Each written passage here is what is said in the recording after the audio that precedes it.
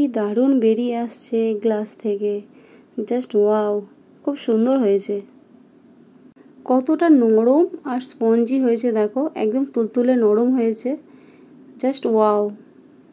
নমস্কার বন্ধুরা, কেমন আছো সবাই? আশা করছি ভালো আছো। আমার আরও একটি নতুন ভিডিওতে সবাইকে অনেক অনেক স্বাগত আর ভালোবাসা জানাই।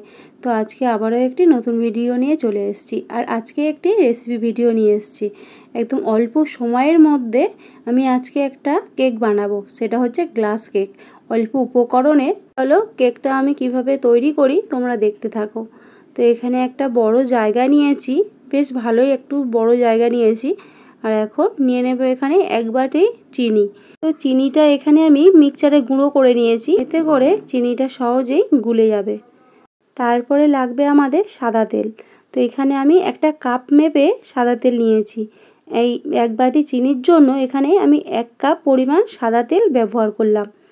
তো এখানে আমি 1 কাপ তেল ব্যবহার করেছি, আর তারপরে এই দুটো উপকরণ আমি একসঙ্গে বেশ ভালো করে মিশিয়ে নেব।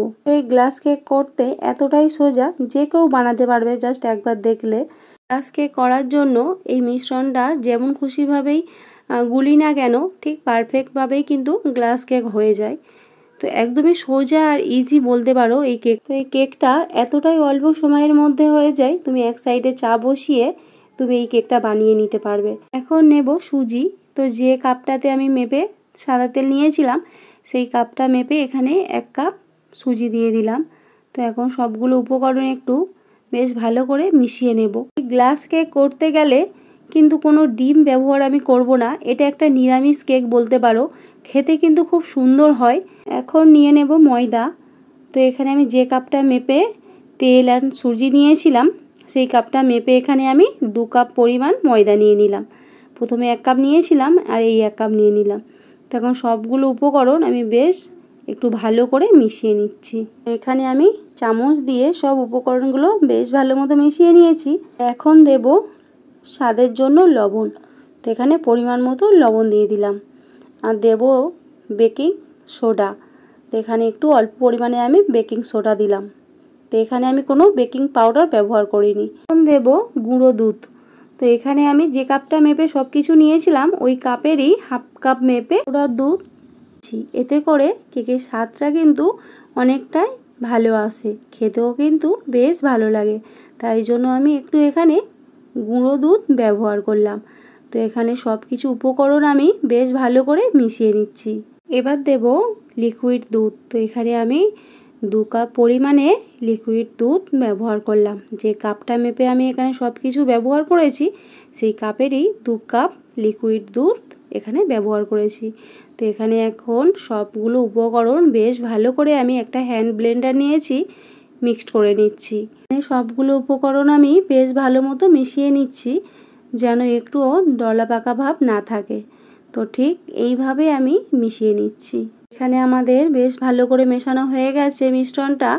আর এখানে দেখো ঠিক এই পরিমাণ মিশ্রণটা ঘন থাকবে, এর ঘনত্বটা কিন্তু এই পরিমাণ থাকবে, এর বেশি পাতলাও হবে না আর মোটাও হবে না। এখানে মিশ্রণটা আমি একটু সময় রেস্টে রেখেছিলাম, যেহেতু আমার হাতে টাইম ছিল তাই জন্য একটু রেস্টে রেখেছিলাম। এতে করে দেখো মিশ্রণটা বেশ ভালো মতো ফুলে গেছে, একটু ঘনত্বটাও বেড়েছে।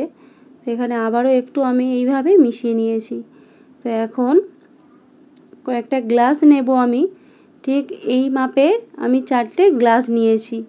তো এখানে আমি সেম মাপেরই 4টে গ্লাস আমাদের ছিল, তাই জন্য 4টে গ্লাস আমি নিয়েছি। আর এখন গ্লাসের মধ্যে দিয়ে দিচ্ছি সাদা তেল। অল্প একটু করে সাদা তেল দিয়ে দেবো গ্লাসের মধ্যে, এতে করে গ্লাসের ভিতর থেকে কেকগুলো সহজেই বেরিয়ে আসবে। তাই জন্য অল্প একটু করে সাদা তেল দিয়ে দিলাম। তারপরে এই যে মিশ্রণটা গ্লাসের মধ্যে আমি ঢেলে দিচ্ছি। তো এখানে আমি হাফ গ্লাস করে মিশ্রণটা ঢেলে দেবো গ্লাসের মধ্যে, কারণ কেকগুলো যখন ফুলবে তখন গ্লাস পুরো ভরে যাবে। তাই জন্য আমি কিন্তু ফুল গ্লাস করে দিচ্ছি না, এখানে আমি হাফ গ্লাস করে মিশ্রণটা দিয়ে দিচ্ছি। তো এখানে আমাদের 3টে গ্লাস দেওয়া হয়ে গেছে, আর একটা গ্লাস বাকি আছে। এই গ্লাসের মধ্যেও আমি ভরে দিচ্ছি মিশ্রণটা। তো এখানে আমি যতটা মিশ্রণ গুলেছিলাম ততটা মিশ্রণ কিন্তু আমার 4টে গ্লাসেই ধরে গেছে, আর গ্লাস আমার লাগবে না। বেশ পুরো মাপেরই আমি মিশ্রণটা গুলেছি। তো এখানে আমাদের 4টে গ্লাস বেশ ভালো মতো মিশ্রণটা নিয়ে নিয়েছি। এখানে আমাদের গ্লাসের মধ্যে মিশ্রণটা ভরা হয়ে গেছে। এখন ড্রাই ফ্রুটস দেবো।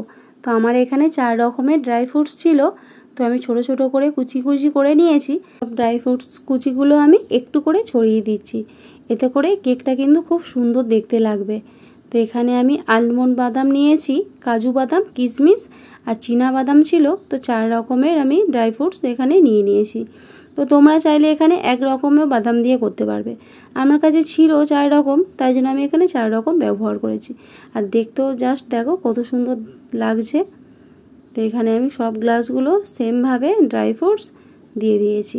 গ্লাসগুলো এখানে আমি একটু নাড়িয়ে দিচ্ছি, এতে করে মিশ্রণটা বেশ ভালো করে গ্লাসের মধ্যে সেট হয়ে যাবে, কোথাও একটুও ফাঁকা থাকবে না। তো এখন গ্যাসটা অন করে একটা কড়াই বসিয়ে এখানে পরিমাণ মতো আমি জল দিয়ে দিয়েছি। কড়াইয়ের মধ্যে আমি একটা স্ট্যান্ড বসিয়ে দিলাম। এই স্ট্যান্ডের মধ্যে গ্লাসগুলো আমি বসিয়ে দেব। তো দেখো ঠিক এইভাবে আমি গ্লাসগুলো সেট করে দিচ্ছি। তো এর মধ্যে আমি দেখো 4টে গ্লাস বসাবো, তো দেখি ধরে কি না। তো 3টে তো বেশ ভালো মতো ধরে গেছে, তো এটাও ধরবে, দাঁড়াও দেখি। তো দেখো এখানে বেশ ভালো মতো 4টে ধরে গেছে আমাদের গ্লাসগুলো। তো খুব সুন্দরভাবে ধরে গেছে, সেট হয়ে গেছে। এখন একটা জায়গা দিয়ে উপর থেকে আমি চাপা দিয়ে দেব। বেশ ওই 4 থেকে 5 মিনিটের মতো একটু চাপা দিয়ে কেকটাকে হতে দেব। তো মিডিয়াম আঁচে আমি চাপা দিয়েছিলাম। 4 থেকে 5 মিনিট মতো পর ফিরে এসেছি। চলো এখন চাপাটা খোলা যাক। তো এখানে চাপাটা খোলার পরে দেখো কেকগুলো কতটা ফুলে গেছে, আর জলটাও অনেকটা শুকিয়ে গেছে। তো দেখো কেকগুলো বেশ ভালো ফুলেছে না? এখানে কিন্তু কেকগুলো দেখো কত সুন্দর ফুলেছে। তো এখানে কেকগুলো আমি আরও একটু সময় হতে দেব, তাই জন্য ঢাকা লাগিয়ে দিলাম।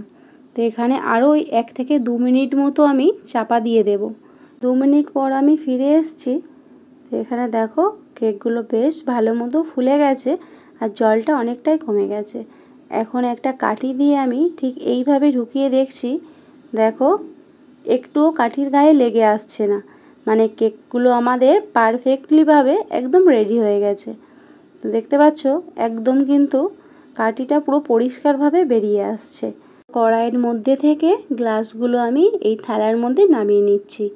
তো এখানে গ্লাসগুলো এখনও বেশ ভালো মতো গরম আছে।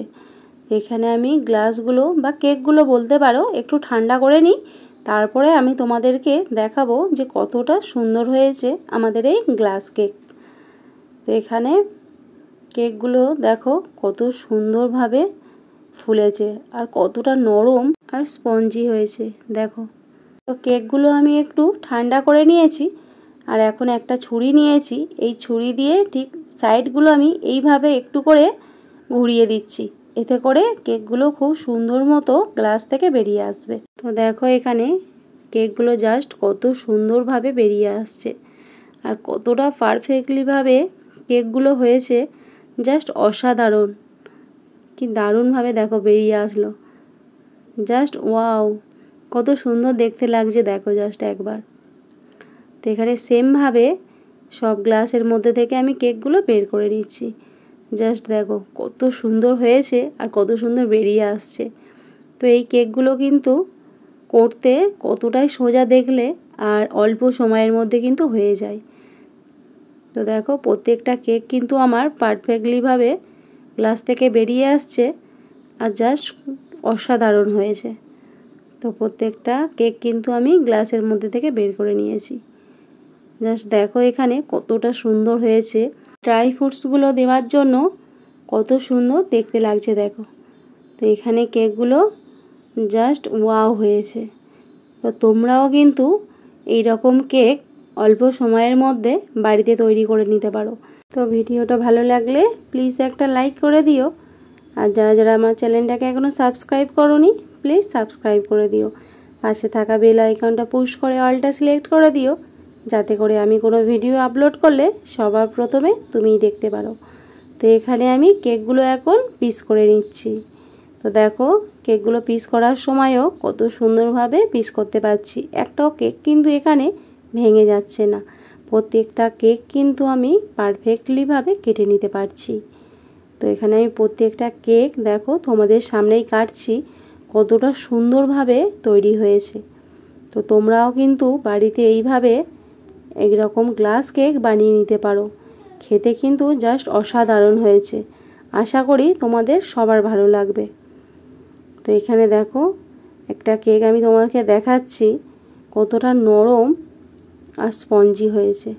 তো দেখো একদম তুলতুলে হয়েছে, একদম পারফেক্টলি যেমন কেক হয় ঠিক সেম কেকের মতনই হয়েছে। বাট এটা কিন্তু নিরামিষ কেক, একটু ডিম দিয়ে করিনি। তো চলো দেখা হচ্ছে অন্য কোনো ভিডিওর সঙ্গে। ততক্ষণ সবাই সাবধানে থেকো, ভালো থেকো, সুস্থ থেকো। এখনকার মতো টাটা, বাই বাই।